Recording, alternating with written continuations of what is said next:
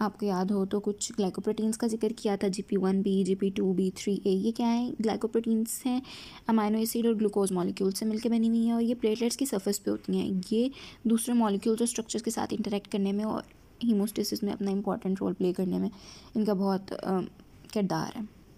वो आपको डायग्राम से याद है, ठीक है। मैं एक दफ़ा बता भी देती हूँ कि हमारे पास जो प्लेटलेट होता है उस पर GP1B जो है वो उसको एंडोथीलियम के साथ जो वॉन विलिब्रेंड फैक्टर है उसके साथ अटैच कर रहा है, और जो GP2B3A है ये बाकी के प्लेटलेट्स के साथ, ठीक है। और दरम्यान में फाइब्रिन या वॉन विलिब्रेंड फैक्टर ही जो था ना वो साथ हेल्प कर रहा था क्रॉस लिंकिंग में, ठीक है। तो इस तरह से इनका ग्लाइकोप्रोटीन्स का बहुत इंपॉर्टेंट रोल है। This is again platelet एडहियन, aggregation और स्क्रीशन। अब हम बारी बारी प्लेटलेट एडहियन को, एग्रीगेशन को और स्क्रीशन को डिटेल में देखेंगे। जो आपकी प्लेटलेट एडहियन है वो वेस्कुलर डैमेज हुआ, आपकी इंजरी आई तो वेस्कुलर डैमेज के नतीजे में सब एंडोथीलियल कोलेजन जो है वो एक्सपोज हो गई। जब सब एंडोथीलियल कोलेजन एक्सपोज हो गई तो उसने वॉन विलिब्रेंड फैक्टर को बाइंड किया, ठीक है, उसके ऊपर, यानी वहाँ पे एक्सपोजर की वजह से वॉन विलिब्रेंड फैक्टर भी कहने एक तरह से एक्सपोज हो गया। वहाँ पे वॉन विलिब्रेंड फैक्टर जब आया, ठीक है, तो वॉन विलिब्रेंड फैक्टर ने फर्दर क्या किया, GP1B को बाइंड कर लिया जो कि प्लेटलेट के ऊपर होती है। तो ये आपके पास पहला स्टेप प्लेटलेट एडहियन का हो गया। Then comes platelet aggregation. अब इनकी एग्रीगेशन होने लगी है। एग्रीगेशन कैसे होगी? वही वाली बात कि GP2B3A जो है वो एग्रीगेशन में रोल प्ले करेगी, और ये मोस्ट अबेंडेंट सरफेस रिसेप्टर हैं जो प्लेटलेट्स पे सबसे ज़्यादा वाले रिसेप्टर्स हैं वो हैं ये। और ये ना अच्छा, एक बहुत इंपॉर्टेंट बात की तो मैं आपको बता चुकी ऑलरेडी भी कि किस तरह से GP2B3A जो है वो एग्रीगेशन में रोल प्ले कर रहा है, लेकिन थोड़ी सी जो याद रखने वाली बात ये ना कि यहाँ पे इनसाइड आउट सिग्नलिंग मैकेनिज़्म होता है। इनसाइड आउट सिग्नलिंग मैकेनिज़्म कैसे कि बहुत सारी जगहों पे क्या होता है कि आपके पास एक सेल है ना, तो उसके ऊपर एक रिसेप्टर होता है, ठीक है। वो रिसेप्टर जब भी कोई चीज़ बाहर से आने वाली सेंस करता है, कोई स्टिमुलस वगैरह, तो वो सेल के अंदर उसके अकॉर्डिंग कुछ चेंजेस ले आता होता है, ठीक है, कुछ चेंजेस ले आता होता है। लेकिन यहाँ पे हिसाब मुख्तलिफ है। यहाँ पे हिसाब क्यों मुख्तलिफ है कि यहाँ पे आपके पास सेल के अंदर कोई एक्टिविटी चल रही है, ठीक है, सेल के अंदर कोई एक्टिविटी चल रही है ये, ठीक है, उसके नतीजे में बाहर चेंजेस आ रहे हैं अल्टर्ड रिसेप्टर, यानी सेल के अंदर इनएक्टिव प्लेटलेट जो है वो एक्टिव प्लेटलेट में जब कन्वर्ट होता है तो वो अपने रिसेप्टर्स को कहता है कि भाई आप जाग जाएं, एक्टिवेट हो जाएं, now it's your time to work, ठीक।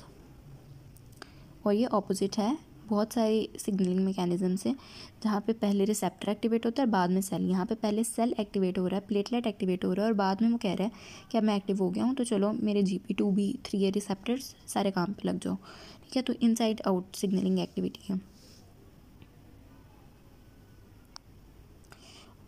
ओके, देन प्लेटलेट एग्रीगेशन, वही वाली बात जो हम पीछे पढ़ रहे थे, सारी वही लिखी हुई है। अच्छा, यहाँ पे बस एक बात एक्स्ट्रा याद रख लें कि दिस वन, ये जो रोल है ना GP2B3A का, ये बहुत इंपॉर्टेंट है क्योंकि GP2B3A रिसेप्टर ब्लॉकिंग ड्रग्स का जो मैकेनिज्म है ना, जब हम डिस्कस करेंगे तो आपने तब ये बात याद रख लेनी है कि कुछ ड्रग्स हैं जो इन रिसेप्टर्स को ब्लॉक कर रही हैं, उसकी वजह से प्लेटलेट एग्रीगेशन नहीं हो रही। प्लेटलेट एग्रीगेशन नहीं हो रही तो एंटी प्लेटलेट इफेक्ट होगा, यानी कि कोगुलेशन और वो सारा जो प्राइमरी हीमोस्टेसिस का मैकेनिज्म है उसको इनहिबिट कर रही हैं वो drugs. Then comes platelet secretion. अब प्लेटलेट सिक्रीशन तीसरा जो स्टेप है,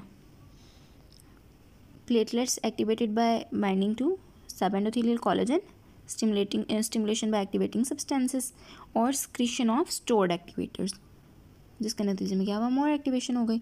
अब वो स्टोर्ड एक्टिवेटर्स जो हैं वो कौन कौन से हैं? प्लेटलेट के ग्रैन्यूल्स में मतलब दो तरह के हैं ग्रैन्यूल्स, एक अल्फ़ा और एक डेंस। इनके अंदर जो कंटेंट्स हैं ना वो हीमोस्टेसिस को कर रहे हैं प्रोमोट, इस वजह से इनका बहुत इंपॉर्टेंट रोल है। जब भी प्लेटलेट्स एक्टिवेट हो रहे हैं तो स्क्रीशन तभी मतलब होगी, जो इनएक्टिव प्लेटलेट्स हैं वो अपने कंटेंट्स को रिलीज़ नहीं कर रहे, ठीक है।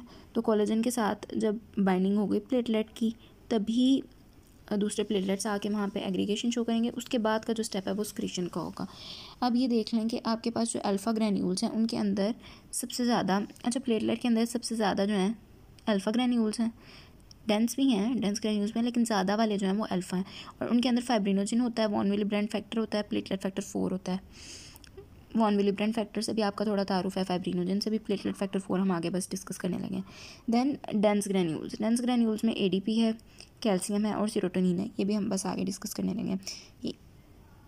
ये एक छोटी सी पिक्चर है, ठीक है, डेमोन्स्ट्रेशन के लिए कि ग्रैन्यूल्स और सारा ओरिएंटेशन देने के लिए। यहाँ पे अंदर जो है ये सारी चीज़ें होंगी जो हमने अभी पढ़ी हैं। ग्रैन्यूल्स छोटे छोटे होते हैं ना, उनके अंदर fibrinogen, von Willebrand factor, platelet factor 4 alpha granules में, ADP, calcium and serotonin dense granules में।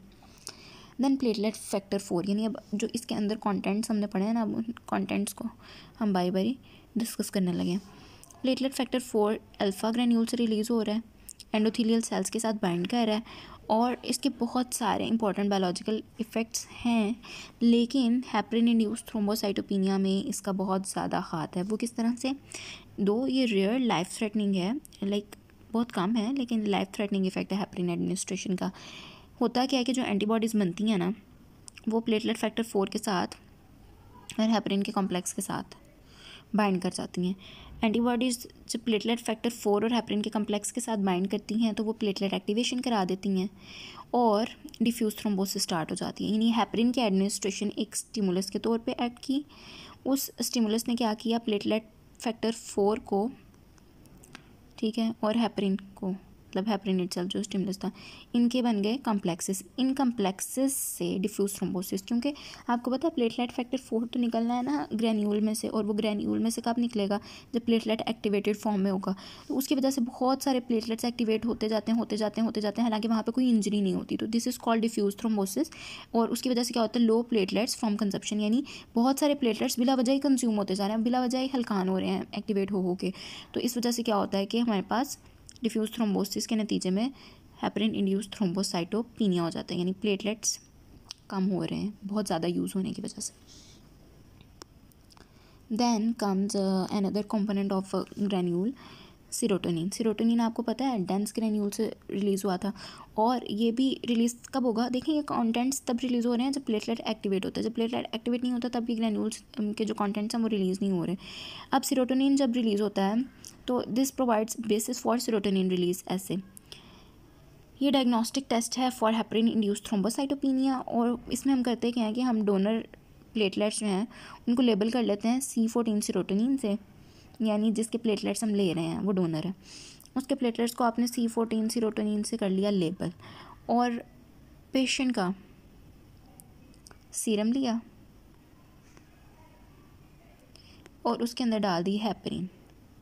अब अगर तो हेपरिन इंड्यूस्ड थ्रोम्बोसाइटोपिनिया हुआ और एंटीबॉडीज़ बनी हैं तो इसका मतलब है कि सीरोटोनिन बहुत ज़्यादा रिलीज़ होगा, क्योंकि जब प्लेटलेट ने अपनी स्क्रीशंस रिलीज़ करनी है तो उसने हाल ये तो नहीं कहना कि सिर्फ अल्फ़ा ग्रैन्यूल्स के कंटेंट निकल जाएँ, डेंस के ना जाएँ, फिर वो अल्फ़ा ग्रैन्यूल्स के कंटेंट तो निकल ही रहे हैं, यानी प्लेटलेट फैक्टर 4, लेकिन साथ में जो डेंस ग्रैन्यूल का सीरोटोनिन है ना, उसकी क्वांटिटी से हम अंदाज़ा लगा लेंगे कि जनाब हेपरिन इंड्यूस्ड थ्रोम्बोसाइटोपिनिया हो रहा ही नहीं हो रहा। अगर तो एक्सेसिव सीरोटोनिन रिलीज़ हो रहा है तो इसका मतलब है कि हेपरिन इंड्यूस्ड थ्रोम्बोसाइटोपिनिया हो रहा है। एडिनोसिन, ठीक है, एडिनोसिन भी आपके डेंस ग्रैन्यूल से रिलीज़ हुआ था, और ये सिर्फ डेंस ग्रैन्यूल से नहीं रिलीज़ होता, ये आपके RBC से भी रिलीज़ होता है जब वो डैमेज होते हैं। एडिनोसिन डाइफॉस्फेट क्या करता है, आपके प्लेटलेट्स के ऊपर 2G रिसेप्टर प्रोटीन्स होती हैं, ठीक है, G protein receptor, sorry, P2Y1 and P2Y12, इनके ऊपर जब बाइंड कर जाता है एडिनोसिन तो binding leads to decrease cyclic AMP formation, ठीक, डिक्रीज साइक्लिक AMP फॉर्मेशन होगी तो वो फर्दर आपकी जो प्लेटलेट एक्टिवेशन है उसकी तरफ मैकेनिज़्म लेके जाएगी। जब साइक्लिक AMP ज़्यादा होता है तो प्लेटलेट एक्टिवेशन ब्लॉक हो जाती है, जब डिक्रीज़ होती है साइक्लिक AMP की फॉर्मेशन तो फिर आपकी प्लेटलेट एक्टिवेशन ज़्यादा होती है। This serves as underlying mechanism for phosphodiesterase inhibitor, जो कि साइक्लिक एएमपी को ज़्यादा कर देते हैं और प्लेटलेट एक्टिवेशन को नहीं होने देते। ये भी हम अपनी जो पढ़ेंगे ना फार्माकोलॉजी का पोर्शन उसमें डिस्कस करेंगे। देन एडिनोसिन डाइफॉस्फेट वही जो हम कंटिन्यू कर रहे हैं कि P2Y1 और P2Y12 का सेपरेट देख लेते हैं। P2Y1 जो है वो कैल्शियम रिलीज़ करता है और प्लेटलेट की चेंज इन शेप कराता है। वो डायग्राम जो स्टार्टिंग में आपको दिखाई थी मैं एंड पे दोबारा दिखाऊंगी तो चीज़ें रिवाइज हो जाएंगी। उसमें हमने कहा था कि प्लेटलेट एग्रीगेशन के टाइम पे ना उससे पहले जो स्टेप था कि चेंज इन शेप है, और P2Y12 क्या प्लेटलेट डीग्रेनुलेशन एंड एग्रीगेशन को इंक्रीज़ कर रहा है। Many P2Y12 receptor blocking drugs जो हैं वो मौजूद हैं जिन्हें हम ADP रिसेप्टर ब्लॉकर्स कहते हैं। क्या करते हैं, इनहिबिट कर देते हैं प्लेटलेट की एक्टिविटी को।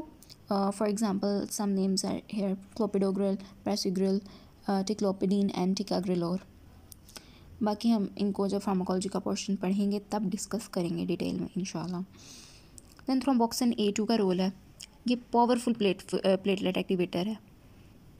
ये भी इसके भी रिसेप्टर्स प्लेटलेट्स पे होते हैं और ये एस्पिरिन थेरेपी के लिए बेसिस प्रोवाइड करता है। वो किस तरह से कि आपके पास जनाब सेल मेम्ब्रेन